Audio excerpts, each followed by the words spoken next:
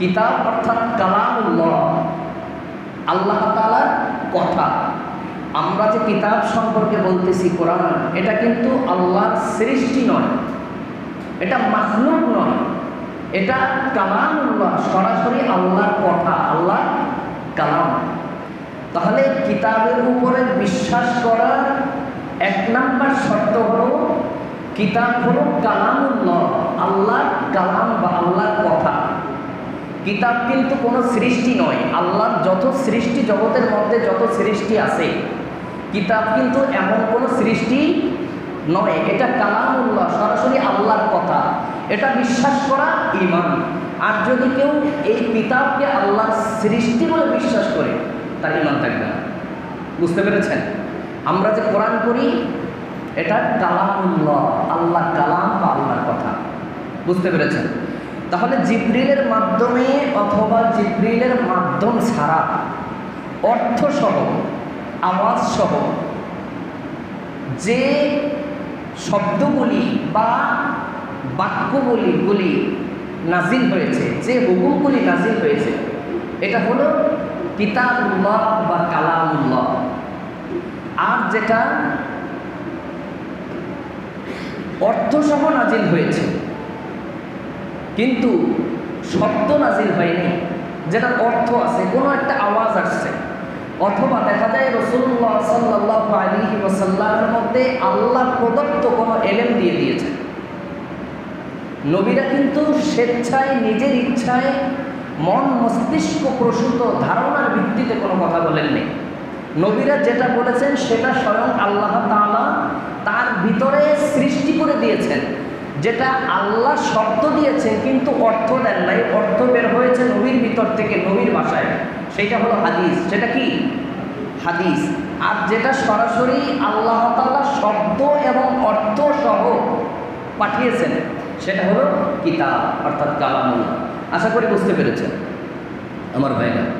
তাহলে এই কিতাব অর্থাৎ কালামুল্লাহ আমরা জানি 104 খানা। কয়খানা? 104 খানা। 104 খানার মধ্যে 4 খানা হলো প্রধান কিতাব। কয়খানা? 4 খানা। নাম জানি আমরা তাওরাত, জাবুর, ইনজিল এবং কোরআন। তাওরাত নাজিল হয়েছে হযরত মুসা আলাইহিস সালামের উপরে, জাবুর নাজিল হয়েছে দাউদ আলাইহিস সালামের উপরে, কোরআন থেকে সরাসরি। আল্লাহ তাআলা বলেছেন যে মুসা আলাইহিস সালামকে ইন্না আনসালনাত তাওরাতা ফীহি হুদাও ওয়া নূর। মুসা আলাইহিস সালামকে বলেন, আমি আপনার উপরে তাওরাত নাজিল করেছি যার ভিতরে রয়েছে হেদায়েত এবং আলো। আলোটা কি? আলো বলতে কি লাইট, সূর্যের চন্দ্রের আলো? হেদায়েতের আলো। কিসের আলো? হেদায়েতের আলো, অর্থাৎ জ্ঞানের আলো। একজন মানুষ যখন হেদায়েত প্রাপ্ত হয়, সঠিক পথের দিশা পায়, তার মানে তার জীবন আলোকিত হয়। বুঝতে পেরেছেন? তাহলে আল্লাহ তাআলা মুসা আলাইহিস সালামকে বলেন, ওয়া আনসালনাত তাওরাত, আমি আপনার উপরে তাওরাত নাজিল করেছি, তাওরাত দিয়েছি, ফীহি হুদাও ওয়া নূর, তার ভিতরে রয়েছে হেদায়েত এবং আলো। ঠিক অনুরূপ আল্লাহ সুবহানাহু ওয়া তাআলা ঈসা আলাইহিস সালামের ব্যাপারে বলেছেন, ওয়া আতাইনাহুল ইনজিলা ফীহি হুদাও ওয়া নূর। ঈসা আলাইহিস সালামকে বলেন, আমি আপনার উপরে ইনজিল নাজিল করেছি আর তার মধ্যে হেদায়েত এবং আলো রয়েছে। ঠিক অনুরূপ দাউদ আলাইহিস সালামকে আল্লাহ তাআলা বলেন, ওয়া আতাইনা দাউদা জাবুরা, দাউদ আলাইহিস সালামকে আমি জাবুর কিতাব দান করেছি। মুহাম্মদ সাল্লাল্লাহু আলাইহি ওয়াসাল্লামের ব্যাপারেও আল্লাহ তাআলা বলেছেন, ওয়া আতাইনাকা সাবআন মিনাল মাসানি ওয়াল কুরআনাল আযীম, আমি আপনাকে অধিক পরিমাণে পঠিত একটি সূরা, অর্থাৎ সাবআন মিনাল মাসানি, 7 আয়াত বিশিষ্ট সূরা, অধিক পঠিত, সবচাইতে বেশি পড়া হয় কোন সূরা বলতে পারেন? সূরাতুল ফাতিহা। আমরা প্রত্যেক নামাজে পড়ি কিনা? তা আমি আপনাকে এমন একটি সূরা বিশিষ্ট সূরা দান করেছি এবং কোরআনুল কারীম, কোরআনুল আযীম, সবচেয়ে বড় মহান শ্রেষ্ঠ কিতাব কোরআনুল কারীম দান করেছি। সুবহানাল্লাহ। তাহলে আমরা এই চারখানা কিতাবের কথা কোরআনের মধ্যে পাই। এছাড়াও বাকি যে 100খানা বা তার বেশি, এগুলিকে বলা হয় সহিফা। এগুলি কি সহিফা। যেমন মুসা আলাইহিস সালাম এবং ইব্রাহিম আলাইহিস সালামের ব্যাপারে বলা হয়েছে, ইন্না হাযা লাফিস সুহুফিল উলা সুহুফি ইব্রাহিম ওয়া মুসা। সুবহানাল্লাহ বলে যে এটা হলো পূর্বেকার সহিফার মতো সহিফা, যেটা আমি সূরা মুসা আলাইহিস সালাম ইব্রাহিম আলাইহিস সালামকেও দান করেছি। তো অতীতে যে নবীদেরকে দান করেছেন যেগুলা সহিফা কিন্তু বড় একটা কিতাব নয়, একটা কিতাবের অংশ। সেটা হতে পারে কয়েকটি পৃষ্ঠা অথবা একটি পৃষ্ঠা। কোনো হাদিসে আছে যে সিলেট আকারে কিছু একটা লেখা, কিছু নসিহতমূলক শব্দ, এগুলিকে সহিফা বলা হয়। তো যুগে যুগে আল্লাহ সুবহানাহু ওয়া তাআলা রসুলদেরকে সরাসরি আসমানি কিতাব দিয়েছেন বা সহিফা দিয়েছেন, আর নবীরা সেই সহিফা অর্থাৎ বা আসমানি কিতাব অনুযায়ী দাওয়াত দিয়েছেন। তাহলে এখানে একটা জিনিস আমরা জেনে নেই, সেটা হলো রসুল বলা হয় কাকে? যিনি আসমানি কিতাব পেয়েছেন। যারা আসমানি কিতাব পেয়েছেন বা সহিফা পেয়েছেন তাদেরকে বলা হয় রসুল। তাদেরকে কি বলা হয়? রসুল। আর যারা আসমানি কিতাব পান নাই, পূর্বেকার নবীর কিতাব অনুযায়ী যারা দ্বীনের দাওয়াত দিয়েছেন তাদেরকে বলা হয় নবী। তাদেরকে কি বলা হয়? নবী। আমার ভাইয়েরা, বিস্তারিত আলোচনা সামনে আসতেছে। এখন আল্লাহ তাআলা বলেছেন যে পূর্বেকার যত আসমানি কিতাব আছে, যত আসমানি কিতাব আমরা ইতিপূর্বে শুনেছি, আমাদের পূর্বে যা আসছে, আমাদের কিতাব হলো সর্বশেষ কিতাব। এরপরে আর কোনো কিতাব আসবে? আসার সম্ভাবনা আছে? নাই। তাহলে সবগুলি আমাদেরকে ঈমান আনতে হবে। আল্লাহ সুবহানাহু ওয়া তাআলা ঈমানদারদেরকে ডেকে বলেছেন, ইয়া আইয়ুহাল্লাযীনা আমানু, হে ঈমানদারেরা, আমিনু বিল্লাহি ওয়া রাসূলিহি, তোমরা ঈমান আনো আল্লাহ এবং রাসূলের প্রতি। ওয়াল কিতাবিল্লাযী নাযালা আলা রাসূলিহি, এবং তোমাদের রাসূলের উপরে যে কিতাব আমি অবতীর্ণ করেছি তার উপরে। ওয়াল কিতাবিল্লাযী আনজালা মিন ক্বাবল, এবং তোমাদের পূর্ববর্তী নবী এবং রাসূলদের উপরে যে কিতাব আমি নাজিল করেছি তার উপরে ঈমান আনো। দেখেন এখানে আল্লাহর কথা বলার হিকমত। আমরা তো সবাই ঈমানদার, সবাই ঈমানদার না?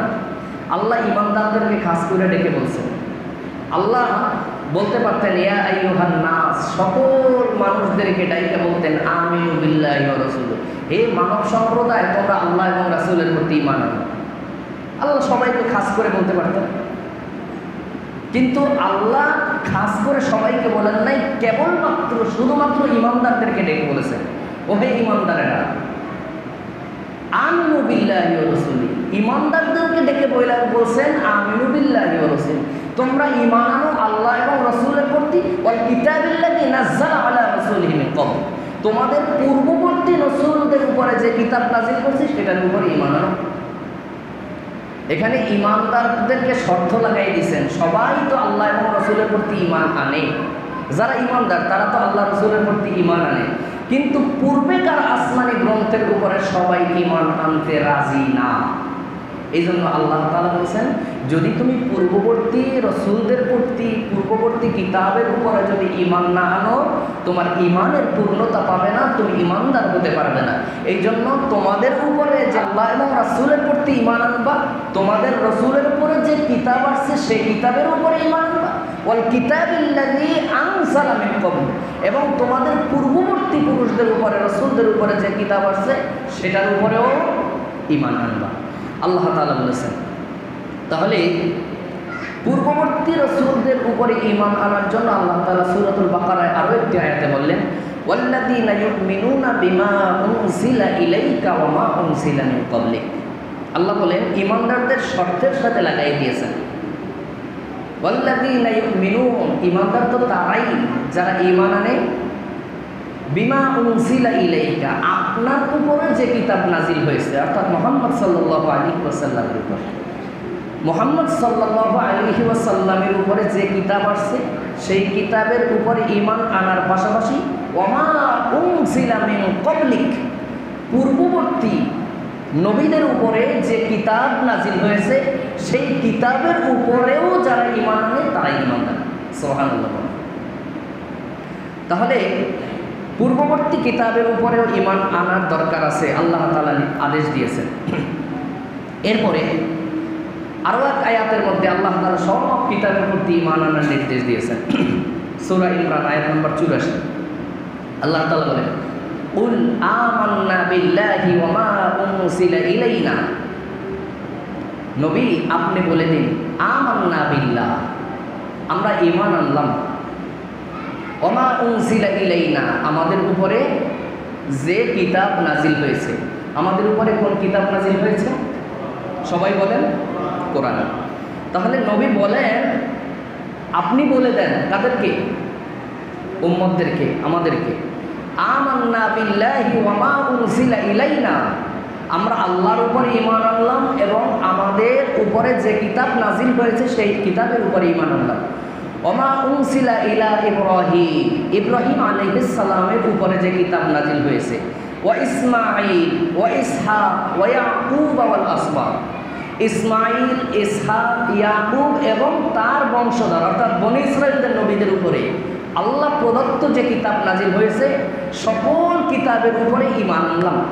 ওমা উতিয়া মূসা ওয়া ঈসা, এবং মুসা আলাইহিস সালাম, ঈসা আলাইহিস সালামের উপরেও যে কিতাব নাজিল হয়েছে তার উপরে, মির রব্বিহিম, কার পক্ষ থেকে?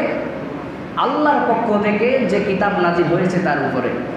লা নুফাররিকু বাইনা আহাদিম মিনহুম, এই সমস্ত নবী এবং রাসূলদের মধ্যে কোনো পার্থক্য করার সুযোগ নেই। যদিও মর্যাদার দিক থেকে কারোর উপরে কাউকে আল্লাহ তাআলা মর্যাদা দিয়েছেন, তিলকার রাসূলু ফাদ্দালনা বা'দুহুম আলা বা'দ, নবী এবং রাসূলদের মধ্যে একের উপরে একের মর্যাদা দিয়েছে। কিন্তু এখানে বলা হয়েছে তারা যে আল্লাহ প্রদত্ত আসমানি গ্রন্থ পেয়েছেন, আল্লাহ প্রদত্ত যে আসমানি কিতাব তাদের উপরে নাজিল হয়েছে, সবার উপরে একই আল্লাহর পক্ষ থেকে শরীয়ত নাজিল হয়েছে, এখানে কোনো পার্থক্য করার সুযোগ নাই।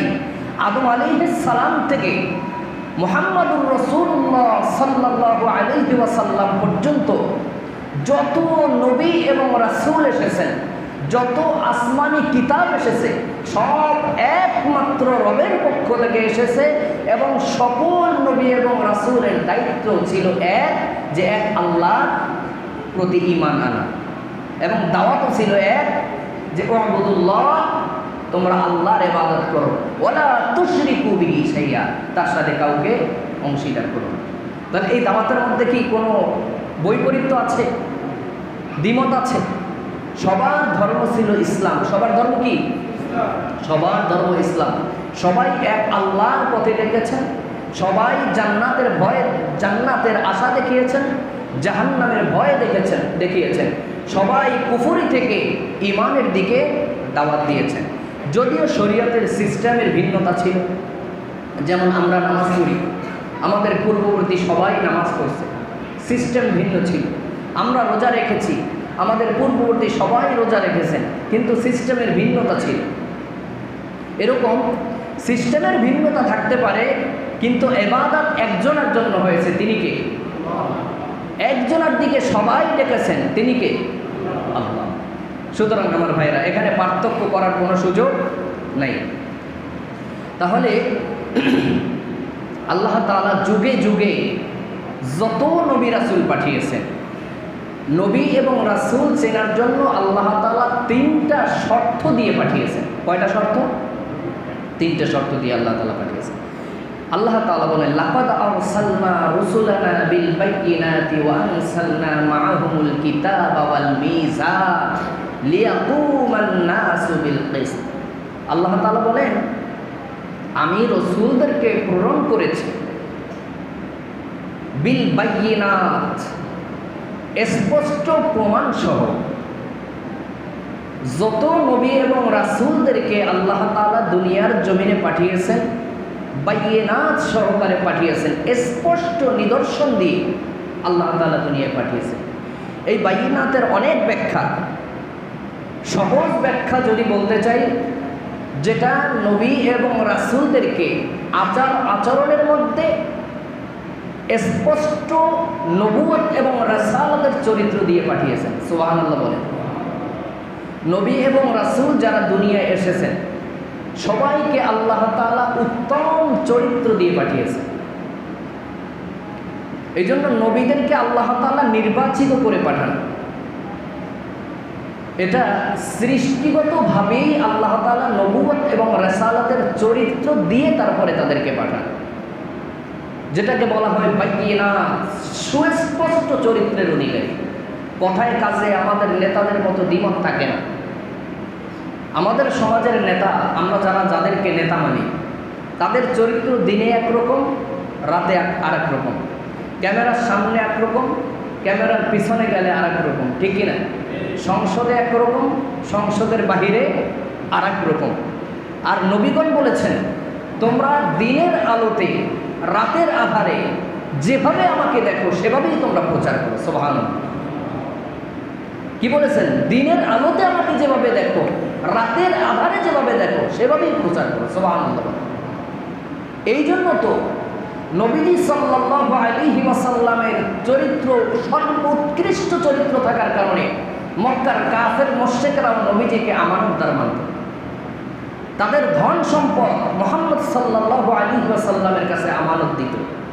আর আমাদের নেতাদের ব্যাংকের মধ্যেও যদি আমরা আমানত রাখি তা চুরি হয়ে যায় কিনা? আর শত্রু ভেবে মুহাম্মদ সাল্লাল্লাহু আলাইহি ওয়াসাল্লামকে আমানতদার ভেবে দামি দামি স্বর্ণ গহনা টাকা পয়সা নবীর কাছে আমানত রাখি। আমরা যাদের নামে স্লোগান দেই, অমুক নেতার চরিত্র ফুলের মতো পবিত্র। আচ্ছা দেখেন তো, এই নেতারা যদি তার স্ত্রীকে বলে যে আমি হজ করে আসছি, এখন থেকে পীর সাহেব হয়ে গেছি, আর কোনোদিন হারামি করবো না, তুমি আমার হাতে বায়াত গ্রহণ করো, স্ত্রীকে যদি বলে, স্ত্রী তার হাতে মুরিদ হবে? তবে তুমি কত বড় পীর সাহেব বলছো, আমি তোমারে ভালো করেছি। আহা! আর মুহাম্মদ সাল্লাল্লাহু আলাইহি ওয়াসাল্লামের কাছে নবুয়ত এবং রাসালাতের দায়িত্ব যখন আসলো, নবীজি ভীত সন্ত্রস্ত হলেন। তার স্ত্রী আম্মা জান খাদিজা আত-তাহিরা রাদিয়াল্লাহু তাআলা আনহা সবার আগে তিনি বললেন, আপনার চরিত্র সর্বোৎকৃষ্ট চরিত্র, নবুয়ত এবং রাসালাতের চরিত্র। আপনার এমন চরিত্রওয়ালা মানুষকে শয়তান ভর করতে পারে না, কোনো দুষ্কৃতিকারী আপনার উপরে সর হতে পারে না। নিশ্চয় আপনি নবী, আপনার উপরে আল্লাহর পক্ষ থেকে ওহী এসেছে। নবীজি যখন বললেন হ্যাঁ আমার উপরে আল্লাহ তাআলার পক্ষ থেকে নবুয়ত এবং রাসালাতের দায়িত্ব আসছে, স্ত্রী সবার আগে হাতে হাত দিয়ে কালিমা পড়লেন। সুবহানাল্লাহ। কেমন চরিত্র, নবুয়ত এবং রাসালাতের চরিত্র। সুবহানাল্লাহ। হযরতে আনাস রাদিয়াল্লাহু তাআলা আনহু বলেন, আমি 10 বছর রাসূলে পাক সাল্লাল্লাহু আলাইহি ওয়াসাল্লামের খেদমতে ছিলাম। 10 বছরের মধ্যে একটি বারও আমার চেহারার দিকে তাকিয়ে রাসূলে পাক সাল্লাল্লাহু আলাইহি ওয়াসাল্লাম ভ্রুকুঞ্চিত করেন নাই, একটু বাঁকা চোখে তাকান নাই, কোনোদিন আমাকে ধমক দিয়ে কথা বলেন নাই। সুবহানাল্লাহ। কি চরিত্র! হযরত যায়েদ রাদিয়াল্লাহু তাআলা আনহু ছোট্ট 5 বছর 6 বছর বয়স থেকে কাঁদেন। তিনি বলতেছে, আমি যখন 5 বছর 6 বছর বয়সে রাসূলে পাক সাল্লাল্লাহু আলাইহি ওয়াসাল্লামের খাদেম হলাম, তখন তো কিছু বুঝতাম না। একটা গল্প করতাম আর একটা হুকুম একটা দিত, খেলার ছলে চলে যাইতাম বাহিরে।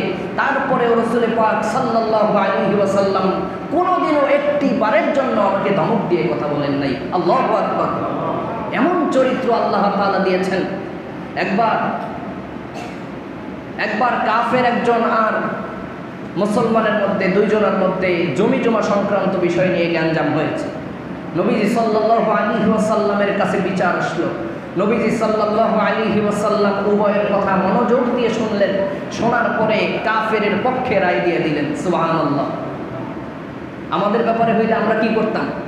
আগে চিন্তা করতাম বেচারা আমার দলের কিনা, আমার আত্মীয় স্বজনের দিক থেকে কোনো দিক থেকে ব্লাড রিলেশন আছে কিনা, এরপরে দেখতাম বেটার টাকা পয়সা আছে কিনা, বান্ডিল উনি ছোট দিতে পারবে, উনি বড় দিতে পারবে না, উনি যার বান্ডিলটা বড় হবে তার পক্ষে রায়, আছে না নাই?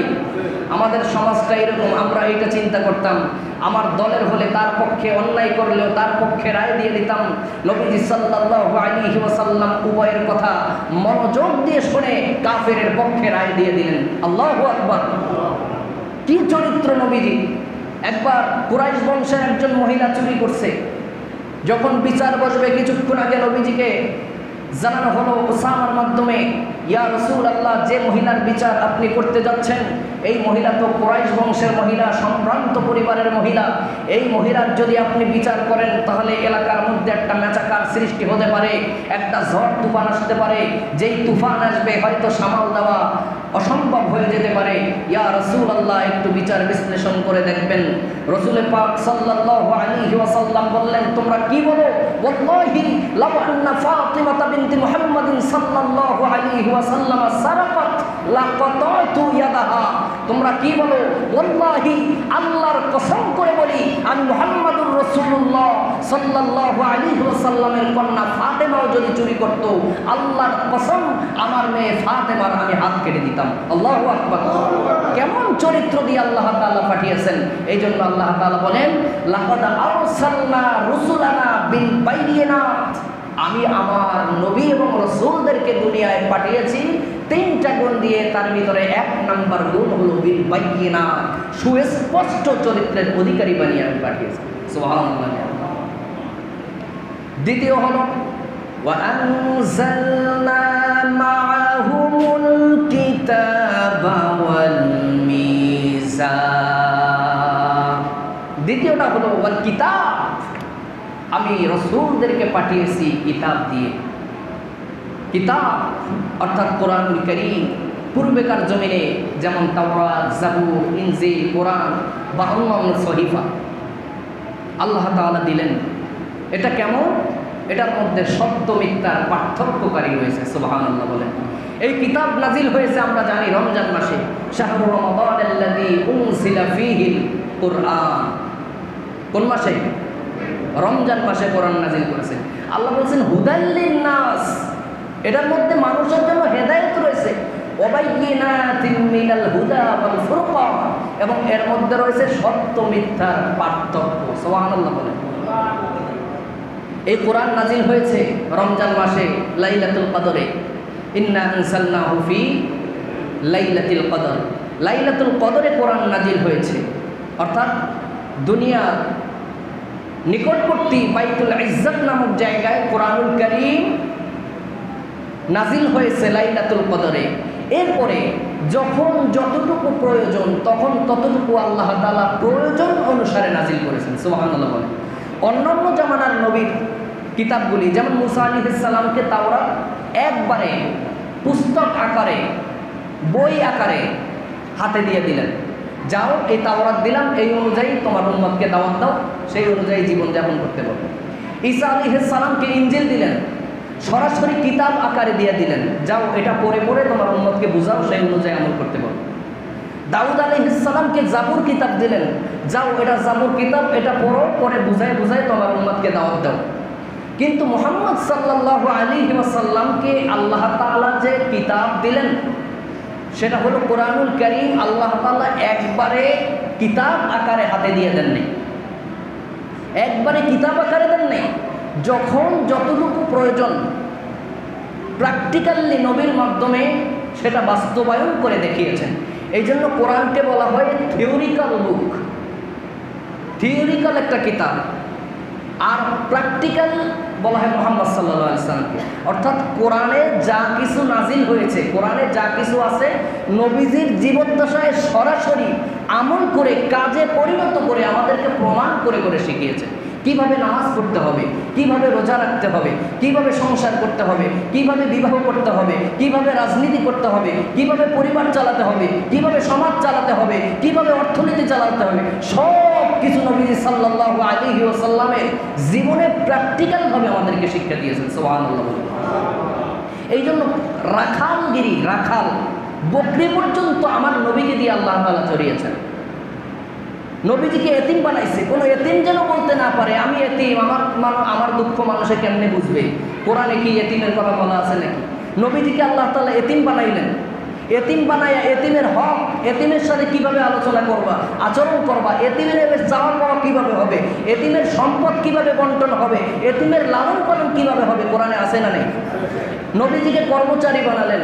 কোনো কর্মচারী যেন বলতে না পারে যে আমি তো কর্মচারী, দিনমজুর, আমার সাথে কিভাবে আচরণ হবে, আমার মূল্য কিভাবে নির্বাচিত হবে, আমাকে কিভাবে মূল্য দিবে, কখন দিবে, সেটাও কোরআনে আছে না নেই? রাষ্ট্র পরিচালনা নবীজিকে দিয়ে করাইছেন। রাষ্ট্রপ্রধান যেন বলতে না পারে আমি রাষ্ট্র চালাই, সে কোরআন দিয়ে কেমনে রাষ্ট্র চালাবো, আল্লাহ তাআলা সেটাও করাই দিয়েছেন।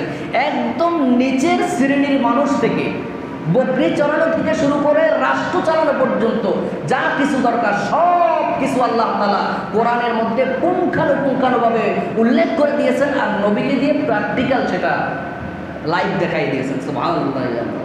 এই জন্য কোরআন যখন নাজিল হয় প্রাথমিক পর্যায়ে, নবীজি সাল্লাল্লাহু আলাইহি ওয়াসাল্লাম যখন কোরআনের আয়াতগুলি আস্তে আস্তে নাজিল হতে লাগলো, মানে যখন যেটা প্রয়োজন অনুসারে, তখন মক্কার কাফের মুশরিকরা বলতে লাগলো যে মুহাম্মদ তো অশিক্ষিত, সে তো কোনোদিন স্কুল কলেজ মাদ্রাসায় যায় নাই, তাহলে সে এই ভালো ভালো কথাগুলি কোথায় পায়?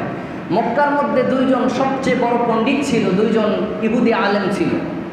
তারা চিন্তা করলো মনে হয় রাতের বেলা মুহাম্মদ সাল্লাল্লাহু আলাইহি ওয়াসাল্লাম ওই পণ্ডিতের কাছে যায়, ওখান থেকে শিখে এসে সকালবেলা আমাদেরকে বলে। তারা এইটা বলতে লাগলো। মানুষ যে এই কথা বলবে যে মুহাম্মদ সাল্লাল্লাহু আলাইহি ওয়াসাল্লাম অনেক মেধাবী, এই জন্য মনে হয় কবি হয়ে গেছে, জাদুকর হয়ে গেছে, এই কথার জবাব আল্লাহ তাআলা কোরআনে বিভিন্ন জায়গায় দিয়ে দিয়েছেন। তো লাস্ট যখন মক্কার কাফের মুশরিকরা বলতে শুরু করলো মুহাম্মদ সাল্লাল্লাহু আলাইহি ওয়াসাল্লাম কোনোদিন মাদ্রাসা স্কুল কলেজে যায় নাই, তাহলে মনে হয় ওই আলেমদের, ইহুদি আলেমদের কাছ থেকে শিখে এসে তারপরে মনে হয় আমাদের কাছে বলে। আল্লাহ তাআলা সেই জবাব কোরআনুল কারীমে দিয়ে দিলেন, ওয়ামা কানা হাযাল কুরআনু আন ইফতারা মিন দুনিল্লাহি ওয়ালাকিন তাসদীকাল্লাযী বাইনা ইয়াদাইহি।